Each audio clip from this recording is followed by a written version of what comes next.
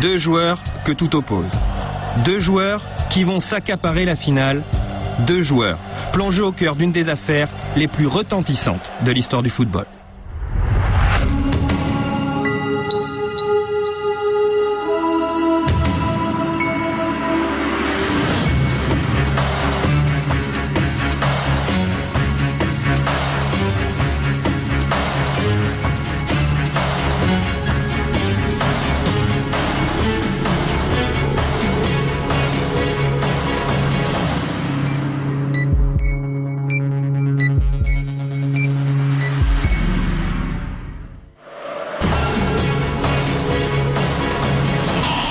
Parce qu'on est préparés tous pour faire quelque chose de bien. On ne pense pas à ce que ce soit ma dernière à moi. C'est plutôt un début de quelque chose qui va se passer pour les autres, plutôt qu'une fin de Zidane.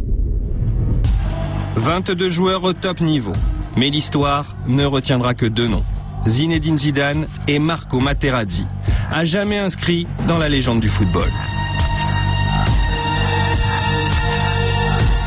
Zidane, c'est la star du mondial. Contre toute attente, il est parvenu à emmener l'équipe de France en finale et s'apprête à achever sa carrière en apothéose.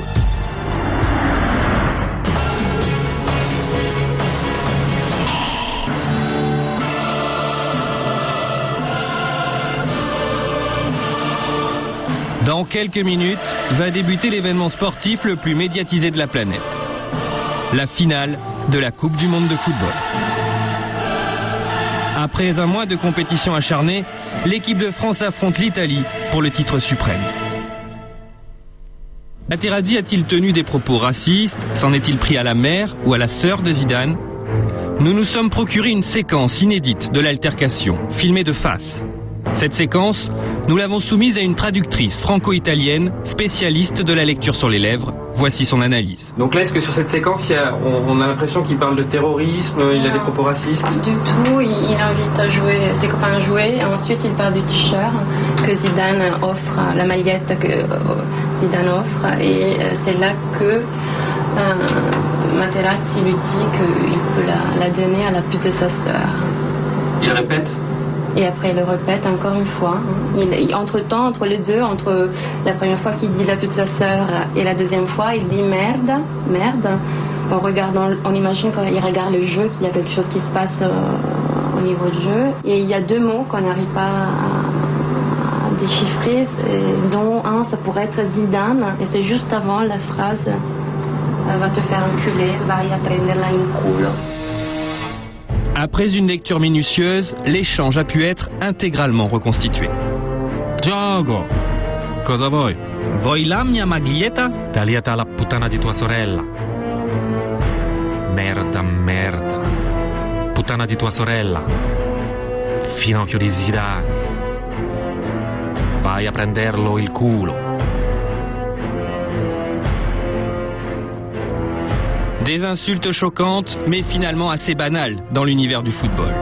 Elles expliquent difficilement à elles seules la réaction de Zidane. Non, en fait, je vous dis, ça serait très grave. En fait, c'est des choses qui, voilà, en fait, c'est des choses très personnelles. Donc, ça touche à votre, oui. J'insiste un peu parce avec que la maman, la sœur, enfin. La maman, la sœur. Et puis c'est des mots très durs, quoi. Donc vous l'écoutez une fois, vous essayez de partir, c'est ce que je fais parce que je m'en vais en fait. Vous écoutez deux fois, et puis voilà. Et puis la troisième fois, voilà, moi je suis un homme, avant tout, et je vous dis, il y a des mots quelquefois qui sont plus durs que des. J'aurais préféré à la limite me prendre une droite dans la gueule qu'entendre ça. Et voilà, et j'ai réagi. Deux fois, trois fois la même chose, c'est-à-dire donc des insultes qui touchaient les femmes de votre famille, quoi, votre mère et votre sœur. Oui. Zidane n'en dira pas plus.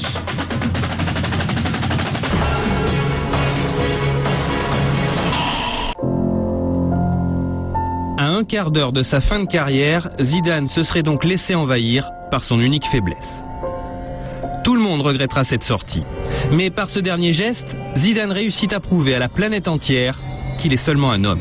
Et finalement, c'est ce qu'il avait toujours souhaité.